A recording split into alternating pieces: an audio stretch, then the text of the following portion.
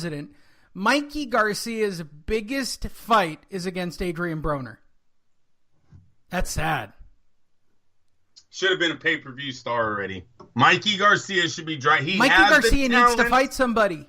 Sergey Lipschitz is not a big fight. I know. No, Lee, he's definitely chose the path of his career. Top Rank tried for years getting him in the ring with big opponents. Crawford, Gamboa, guys like this were undefeated at the time in his division. They were trying, and they clearly said it did not seem like Team Garcia wanted anything to do with these fighters. And his opponents... Well, first of all, it doesn't take a lot of money to live in Moreno. I'm going to shit all over Moreno Valley. First of all, he lives in Riverside and Moreno Valley. It's a shithole. It's a shithole. Yes. You move out.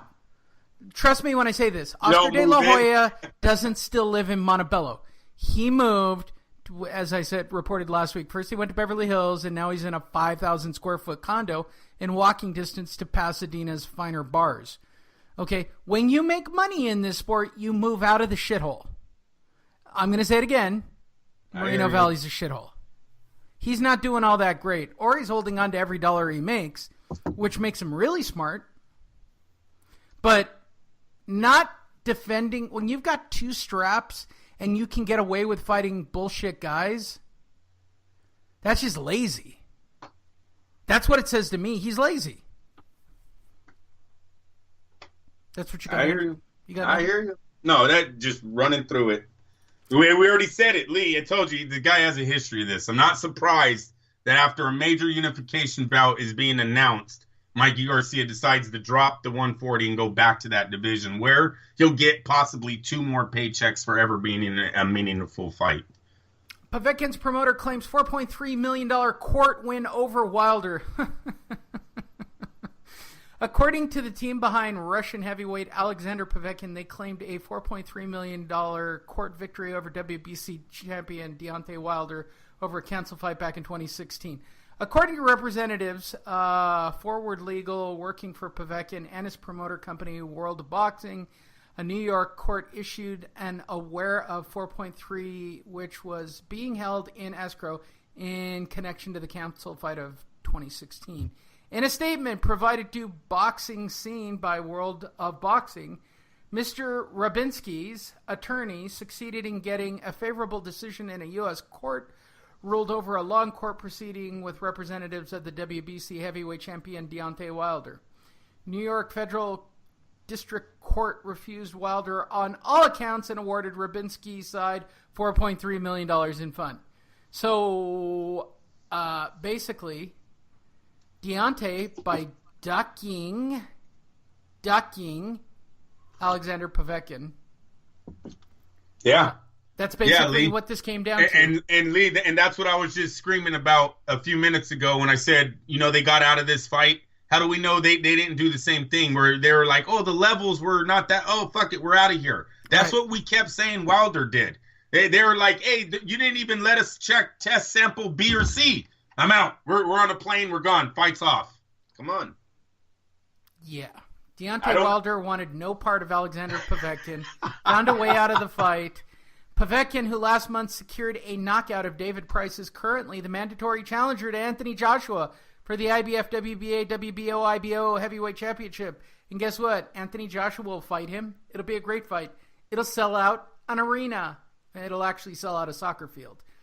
And Deontay Wilder will continue to look like a bitch. And it's said that they won this in New York, meaning it's real. Yeah. Like they're literally got to sign a $4.3 million check to them. Did any of you guys understand what that means? Like that means that dude won a case where they said they got out of a fight. Well, I'll go a step further. This is how strong it is when something like this happens in the States, because I know this from doing other promotions where promoters owe other people money. They will come down and shut down his other fights. Of course, like he has to pay it, or they'll pull his license.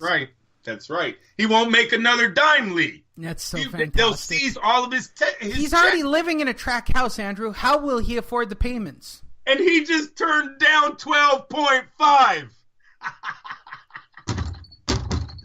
Dylan White set to return on July 21st at the O2 Arena. I'm keeping you on track. You got to go lose money at the horse races. Oh, we don't lose, baby. Come on, Dylan White has revealed that he will be back in the ring this summer. The WBC Silver Heavyweight Champion, the number one contender to Deontay Wilder. White's most recent win against Lucas Brown has put him into that position. Shortly after his victory, the body snatcher was ordered to face Kubrat Pulev. Let me give you guys a scenario real fast, Lee. What the hell? He skips out on 12.5. I'm talking Wilder to face Joshua. Yeah, sure. Now your number one contender is Dylan White. Whoop-de-fucking-do. How much you think you're making with him? Okay, because look, Lee, you only made $2 million with Ortiz in the States. What you making with Ortiz? $4 million? $5 million? They just said the other guy's taking $4 of your $1 million. Do you understand? Who's making these business decisions? Did they not see this lawsuit coming? Does PBC lawyers suck? Did they not know they were going to lose this case? Should have took the 12.5. And you think you're going to win, right? Wait a minute. Step back now. You on Team Wilder, you guys think you're going to win this fight, right? $12.5 million guaranteed. Get out of here. I don't know who makes these business decisions. I'm out. Go ahead, Lee. So Dylan White is not going to be fighting Deontay Wilder. Deontay Wilder is not going to be fighting anybody from Eddie Hearn's camp. Hey, so does he give up the title, Lee? No, because the WBC's corrupt. You can just pay and keep the belt. Pay him off. Yeah, you're right. That's the way it works. So Dylan White will fight, where is it? Kubrat Pulev. We haven't heard that name in a while. Yep. That's exciting. And it'll also be an eliminator, and that means that I'll be forced to watch Dylan White get knocked out by Anthony Joshua again sometime next year. How exciting is that? Right. There you go. I don't even know why this story was included. Andrew wanted to talk about it. Deontay will be fighting Bermine for the third time. Yeah, that's what... You know what? They're just stalling until Klitschko gets his shit together for another rematch. Or there's no more money to make. Right. Just like the freaking Mayweather-Pacquiao 6 years to take the fight to get made. Yeah. Whatever. Yeah. Sergey Kovalev, promoter, details the Alvarez deal. It was announced earlier today, WBO, this reported by Steve, don't call me Steve Kim. It was announced earlier today that the WBO light heavyweight titleist Sergey Kovalev will now be facing Leader Alvarez in his next title defense on HBO. Shocker. For a spell, did he really write that? For a spell, it looked like Kovalev would pay. Who says for a spell? What is Steve Kim, an old black man on a porch? Why don't you sit for a spell and let me tell you the tale of Kovalev and Marcus Brown? Steve, bro. He's written a lot of these, Lee. You got to think. For a spell. Shit. I know he's trying to entertain himself. Right, exactly. But I actually have to read these out loud, which make him sound a little crazy. It ran into legal problems because there's a domestic violence case against Marcus Brown. Main Events was left looking for an alternative. Voila! Leader Alvarez. Haven't heard of him? Well, nobody really has, and nobody really cares. But it'll give Sergey Kovalev another fight on HBO until they get around to making another match. There's nobody for... Adonis Stevenson is somewhere wetting his pants right now, Lee. Alvarez is running out of people. They're literally running out of people for Kovalev to fight. So No. Wait a minute. Alvarez has been the mandatory to Stevenson for 2.5 years. I get that. Let's call this as it is. Okay, for those of you who don't know anything about Alvarez, he's out of Colombia.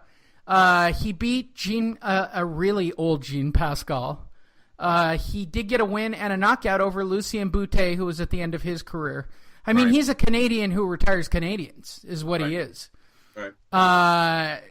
Beyond should that, have gotten his shot, Lee. He should have gotten his shot. This guy's made a lot of money on that step aside. He's a solid, undefeated fighter. I get that.